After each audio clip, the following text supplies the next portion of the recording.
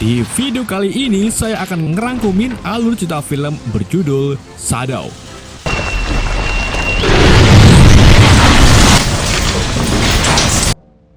Jadi film ini mengisahkan seorang komandan perang yang berusaha untuk merebut kota kelahirannya dari kerajaan musuh. Gimana kisah selanjutnya? Daripada penasaran, mari kita simak alur ceritanya. Dikisahkan bahwa ribuan tahun yang lalu, raja dan bangsawan Cina sering sekali menghadapi perang untuk perebutan kekuasaan. Setiap raja dan bangsawan yang kalah dalam peperangan akan merasakan ketakutan yang luar biasa karena hidup mereka diincar oleh musuh-musuh mereka sendiri. Maka dari itu, raja dan bangsawan Cina diam-diam menggunakan pengganti yang dikenal sebagai shadow atau bayangan. Bayangan itu sendiri adalah orang yang sangat mirip dengan raja ataupun bangsawan. Ia bertugas menggantikan posisi mereka dan harus jago bela diri, serta siap mati untuk membuktikan kesetiaannya. Dan film ini adalah film yang menceritakan salah satu bayangan tersebut.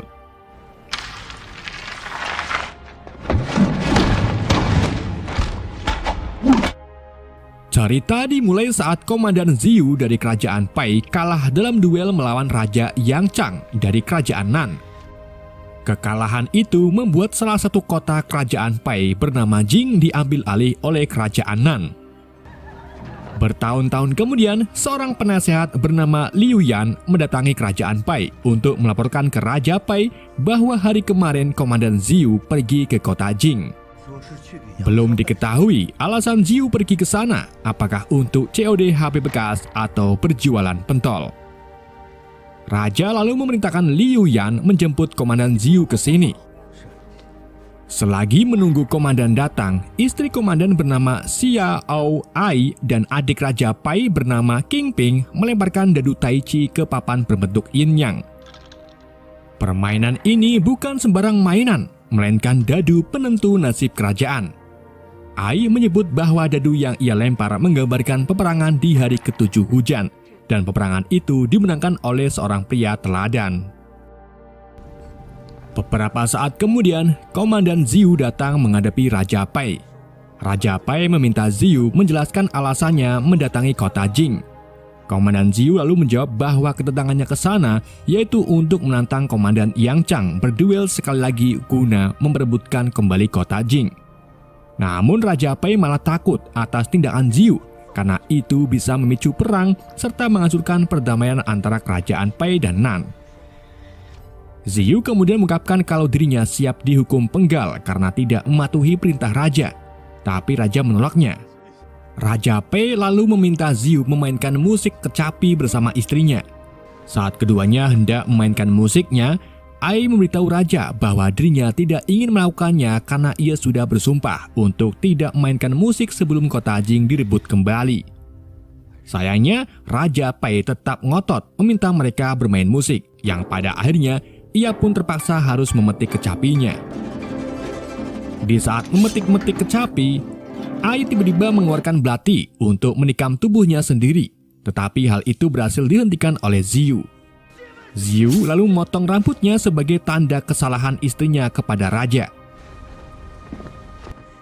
Setelah Komandan Ziyu dan istrinya pergi, penasihat Liu Yan memberikan saran kepada Raja Pai, di mana ia menyarankan raja untuk menikahkan adiknya yaitu Putri Qing Ping dengan anak Raja Yang yaitu Yang Ping. Dengan begitu, ikatan perdamaian antara dua kerajaan akan tetap terjalin. Raja akhirnya menerima saran dari Liu Yan dan memintanya untuk memberi pesan ini kepada Yang Chang. Malam harinya, Ai diam-diam memasuki ruangan rahasia yang mengarah ke sebuah goa, di mana di situ ada Komandan Ziyu sedang membuat luka bersama Komandan Ziyu yang asli. Ternyata Komandan Ziyu yang terlihat muda adalah bayangan Ziyu yang tua. Ziyu muda memiliki nama asli yaitu Jing Zhao. Jadi bertahun-tahun yang lalu sebelum Ziyu kalah duel dengan Yang, ia merekrut Jing Zhao dari kota Jing untuk menjadikannya sebagai The Shadow. Dan setelah Ziyu kalah duel dengan Yang, ia bersembunyi di goa ini tanpa ada yang tahu selain Ai dan Jing. Sedangkan Jing itu sendiri menggantikan peran Ziyu sebagai komandan kerajaan. Alasan Ziyu membuat luka di dada Jing yaitu agar Jing memiliki luka yang sama dengan dirinya, di mana luka itu merupakan sebatan dari senjata Komandan Yang. Setelah membuat luka dadakan, Jing dan Ai kembali ke kamar untuk beristirahat. Namun karena mereka bukan pasangan asli, Jing pun semingkir dan memilih tidur di lantai. Keesokan harinya, Raja Pai mengadakan rapat penting untuk menindaklanjuti tindakan Komandan Ziyu yang sudah menantang duel dengan Yang. Di dalam rapat itu, Raja memerintahkan Ziyu untuk membatalkan perduelannya dengan Yang. Tetapi Ziyu menolak karena perduelan ini tentang merebutkan kota Jing kembali. Ziyu menganggap kalau Raja Pai pengecut dan ia memilih memundurkan diri sebagai komandan. Raja Pai pun menyetujui serta membiarkan Ziyu hidup seperti rakyat biasa. Saat Ziyu hendak pergi, Raja Pai meminta Ziyu memperlihatkan lukanya dulu saat kalah melawan Yang. Ketika Raja melihat lukanya, ia mengetahui kalau luka itu adalah luka segar.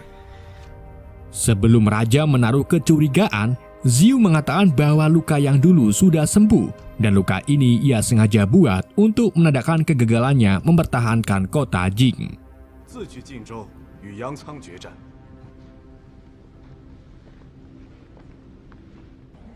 Komandan Ziyu kemudian kembali ke goa untuk berlatih kungfu bersama Ziyu yang asli.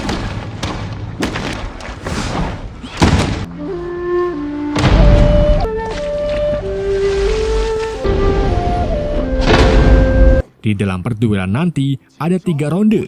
Jika Jing Zhao kalah 2 kali, maka ia akan kalah.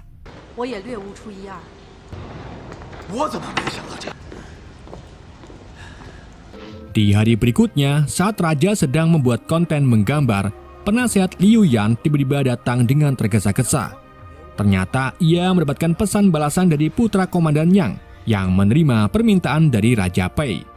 Tetapi sayangnya putra Yang tidak menjadikan King Qing sebagai istrinya, melainkan menjadikannya sebagai selir.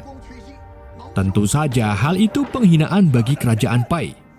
Bukannya marah, Raja Pai malah setuju-setuju saja, yang membuat putri King marah. Begitu pula dengan jenderal-jenderal kerajaan, termasuk Jenderal Tianzang. Di kerajaan Nan, Komandan Yang mengajari putranya cara bertarung menggunakan tongkat pedang. Setelah latihan, ayah dan anak ini membicarakan tentang Komandan Ziyu yang menantang duel untuk merebutkan kota Jing. Mereka juga mendapatkan kabar bahwa 2 orang terkuat di kerajaan Pai dipecat dari jabatannya, yang memungkinkan kekuatan mereka lebih unggul daripada Pai. Di tempat lain, tepatnya di Goa Rahasia, Ziyu dan Jing Zhao terlihat akan melakukan latihan berikutnya. Di sini, Ai menyarankan Ziyu untuk mengajari Jing jurus lemah gemulai dalam menggunakan payung Yin.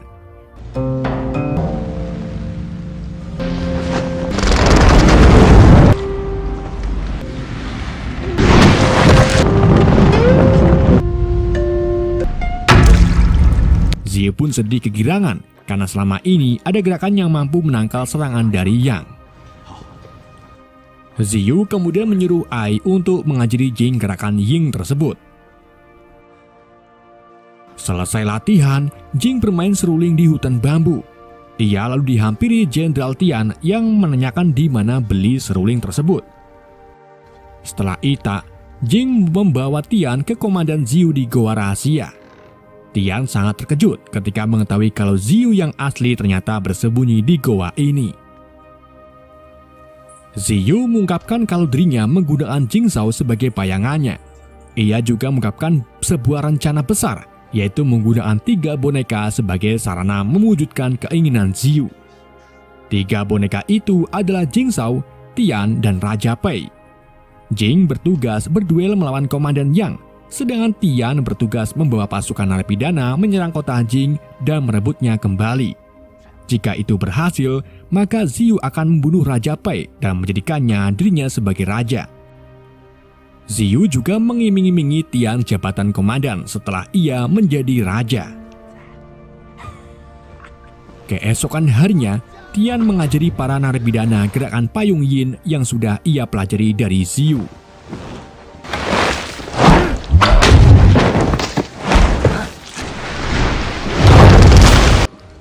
Sementara itu di Gua Rahasia, Ai, Ziyu, dan Jing terlihat sedang minum teh bersama-sama sambil membicarakan tentang keberadaan ibu Jing yang ternyata masih hidup. Ziyu mengungkapkan bahwa dirinya tahu keberadaan ibu Jing dan akan membiarkan Jing pulang jika ia berhasil mengalahkan Komandan Yang nanti besok.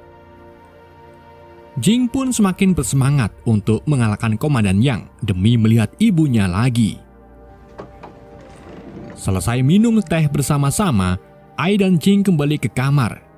Karena ini malam terakhir mereka bersama, Jing pun menawarkan dirinya melakukan apa saja untuk Ai. Ai lalu meminta Jing untuk melakukan goyang pargoy di pojok ruangan. Namun tanpa Jing sadari, ternyata Ziyu mengintipnya dari lubang kecil, yang membuat Ziyu merasa jijik melihat Jing. Hari perdulan pun telah tiba.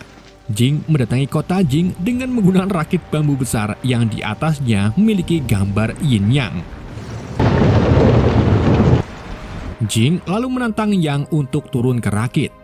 Sebelum turun, putra Yang menyarankan ayahnya berhati-hati karena tidak mungkin Jing datang sendirian. Dan benar saja, tepat di bawah rakit ternyata terdapat Jenderal Tian beserta pasukan narapidana. Mereka bersiap-siap menyelam untuk memasuki kota Jing melalui jalur bawah. Di saat itu juga, Tian mengetahui kalau salah satu narapidana adalah Putri King, di mana King ini ingin sekali membantu Tian merebut kembali kota Jing. Kini duel antara Jing dan Yang pun dimulai.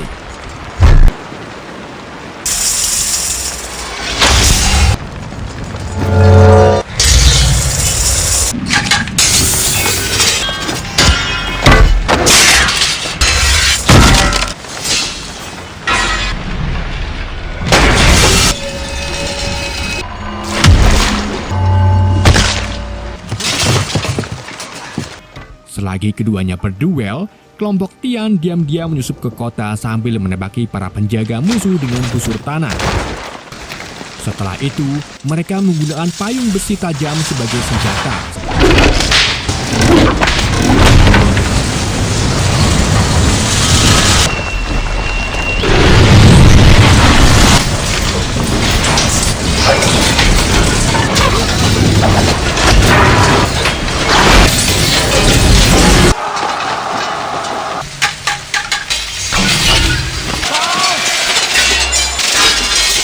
Sementara itu, Yang dan Jing terlihat masih bertarung satu sama lain. Di tengah pertarungan, Jing mampu menangkis beberapa serangan dari Yang. Saat Yang menggunakan jurus membelah semangka, Jing langsung mempraktekkan gerakan yang diajari oleh Ai. Gerakan itu berhasil membuat tombak pedang Yang terlempar, tetapi Yang dengan cepat meraih tombaknya kembali. Setelah itu, ia menyabetkan ke punggung Jing yang membuat Jing terluka parah. Kini perduelan pun dimenangkan oleh Yang. Jing tak terima kalau dirinya kalah. Ia malah ingin melanjutkan perduelan sampai mati, yang kemudian diterima oleh Yang. Sementara itu di atas tebing, putra Yang akhirnya turun tangan untuk menghadapi pasukan Tian. Ia lalu bertarung melawan Putri King dan berhasil membunuhnya dengan jurus membelah udel.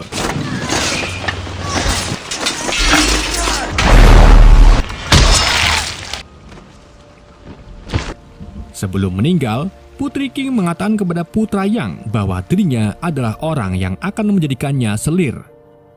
Putra Yang pun terkejut, dan di saat itu juga King menancapkan belati pemberian putra Yang ke kepalanya, yang membuat putra Yang mati di tempat. Sementara itu, Jenderal Tian menebas spanduk kerajaan Nan dan mengeklaim bahwa kota Jing berhasil direbut kembali. Komandan Yang yang mengetahui anaknya mati pun langsung emosi. Ia menyerang Jing dengan sangat brutal, yang membuat Jing terpental dan tertancap pucuk bambu.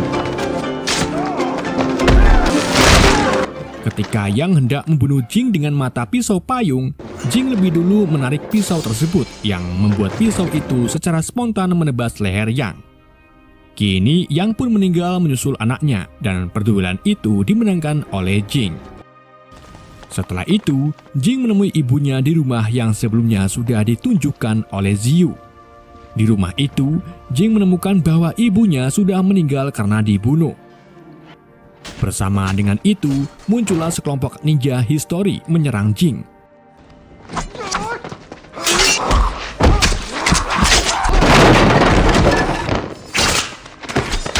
Tetapi nggak lama kemudian, ia diselamatkan oleh seorang pembunuh bayaran yang mengungkapkan kalau dirinya suruhan Raja Pei. Raja Pei dan anak buahnya lalu datang untuk menemui jasad adiknya. Raja sangat terpukul atas kepergian King dan menyesal karena telah membiarkan adiknya dijadikan selir oleh musuhnya. Di hari berikutnya, Raja Pei meresmikan kembalinya kota Jing bersama petinggi kerajaannya. Ia lalu menyambut kedatangan Komandan Ziyu atau Jing yang sepertinya belum mandi setelah perduelan.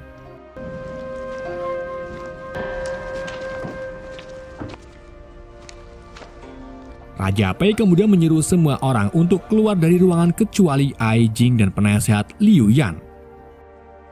Sementara itu, Raja Pei diam-diam mengirim 3 pembunuh bayaran ke Goa Rahasia guna membunuh Komandan Ziyu yang asli. Rupa-rupanya, Raja Pei sudah mengetahui Ziyu serta tindakan apa saja yang telah ia lakukan. Kita kembali ke aula kerajaan, di mana Raja Pei secara langsung membunuh penasehat Liu Yan. Raja menjelaskan bahwa dialah penyebab adiknya terbunuh karena menyarankan untuk menikahkan King dengan putra Yang. Setelah itu, Raja Pei memberitahu Jing bahwa dirinya sudah tahu tentang Komandan Ziyu yang bersembunyi di Goa Rahasia. Raja sudah mengirim pasukan untuk membunuhnya, dan ia akan mewujudkan keinginan Jing yaitu menjadi komandan kerajaan asli dan menjadi suami sah Ai. Di saat itu juga, datanglah pembunuh bayaran membawa kotak yang diduga terdapat kepala Ziyu di dalamnya. Ketika Raja membuka kotaknya, kotak itu ternyata kosong. Dan bersama dengan itu, si pembunuh bayaran tiba-tiba menusukkan pedangnya ke perut Raja. Ternyata, dia adalah Ziyu yang sebelumnya berhasil membunuh 3 pasukan Raja. Ziyu memberitahu Jing bahwa ibunya dibunuh oleh suruhan Raja Pei, dan ia meminta Jing untuk memenggal kepala Raja, sehingga Ziyu bisa menggantikannya sebagai Raja Pei. Namun saat Jing hendak memenggal kepala Raja, Ziyu tiba-tiba akan menyerang Jing. Tapi Jing lebih dulu menusukkan pedangnya ke tubuh Ziyu. Jing tidak percaya dengan omongan Ziyu dan ia yakin bahwa Ziyu lah yang membunuh ibunya karena dia tahu lokasinya. Jing kemudian membunuh Raja Pei. Jing juga meletakkan pedang ke tangan Ziyu agar seolah-olah Ziyu lah yang membunuh Raja. Setelah itu, ia pergi keluar ruangan untuk memberitahu Jenderal Tian serta bangsawan lainnya bahwa Raja telah dibunuh dan dirinya berhasil membunuh pembunuh Raja tersebut. Ai yang sok melihat pembunuhan itu pun berlari menyusul Jing, tetapi ia berhenti di belakang pintu karena melihat kejadian yang ada di luar ruangan. Film pun berakhir.